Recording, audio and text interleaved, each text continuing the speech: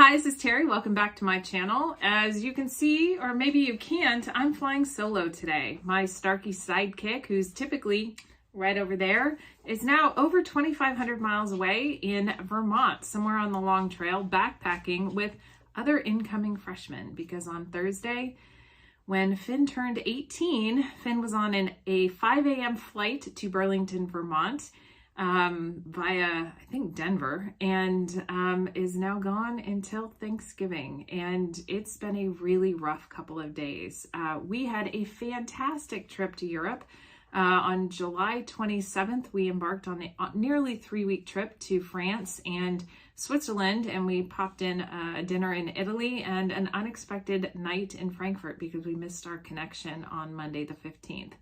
Finn had less than 36 hours to turn it around before they had to pack everything up and move out to go to college. I'm doing okay today. The first couple of days were pretty rough, but I don't think I've cried today, and it's nearly 3 o'clock. I cried once yesterday, and it's been pretty rough. I was not quite ready for the major transition that is sending your second kid, if you only have 2, off to college and moving into empty nest. As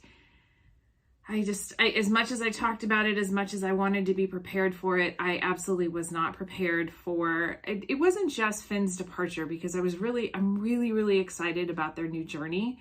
It really is the closing of a major part of our life. We had the before kids, me and Zeke, and then we had the with kids, and now we are moving into a chapter without kids, and I'm grieving for all the things that will never be again. On Friday, Zeke and I went into the Santa Cruz Mountains to go camping, and this place was absolutely beautiful. It's really not far from the house. We had a great lunch in Santa Cruz and set up the tent, and I was pretty much sobbing. And I was sobbing on Saturday when we broke down camp a little bit early, and I saw the tent. It's our family tent, and we're never going to be the 4 of us camping in that tent again. There's just so much that will never be again.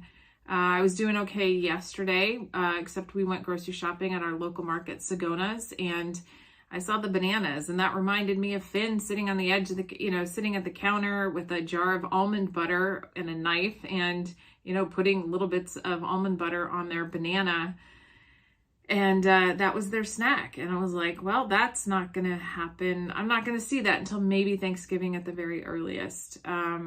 So just little things that I'm just kind of taking little punches to the solar plexus. Zeke, on the other hand, is super happy.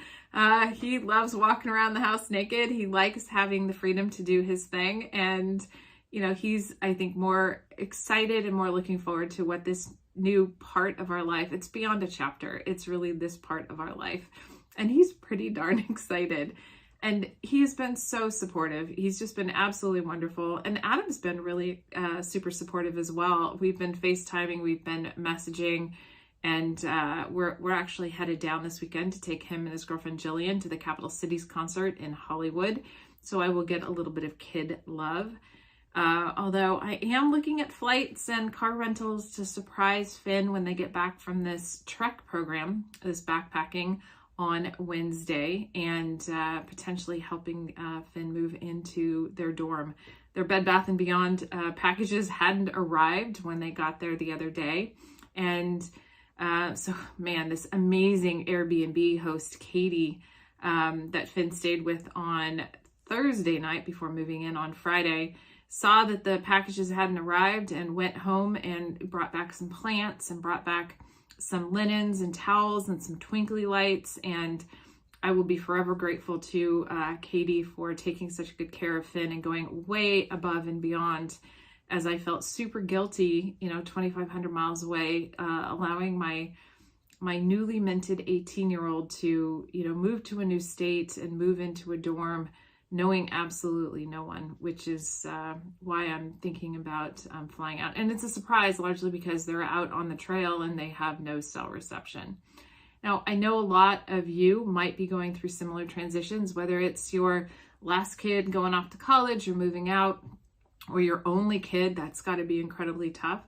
Or if you've got younger kids and they're moving on to the next grade or moving into a new school, it's so hard when we have to follow our kids and try to keep up as they move on into their new adventures, and we somehow have to close the chapter on who we've been as parents and how we've parented and what our kids have needed, and supporting them in that next phase. That's always been one of the most difficult things for me as a parent, is trying to keep up, feeling like I've gotten into some sort of a groove, and then they change, and then I've got to react. And someone who likes control, that's incredibly disconcerting. But it's also been one of the really big growth opportunities for me as a parent that I'm very grateful for, and still practicing at the ripe old age of 52. I think that's about it for today. So if you're going through one of these transitions, my heart goes out to you, and I'm sending you a virtual hug and lots of extra love. Please take good care of yourself as you work through this transition. All sorts of feelings are going to pop up. Somebody we met in Santa Cruz over the weekend, or was it Capitola, said it took about 2 months for him to stop basically crying when he walked around the house, which I thought was super sweet when he talked about his second kid leaving. I'm hoping that it will be less time than that. And knowing me, I will fill it with all sorts of other things. So let me know how you're doing. Let me know if you're going through a similar transition, and if you've got words of advice for me on making this easier, other than to just say, suck it up, buttercup. I just don't need that kind of love.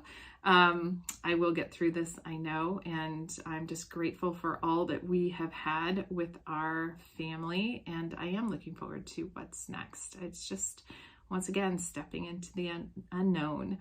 So, as always, let go of perfection, take some risks, and above all else, have some fun.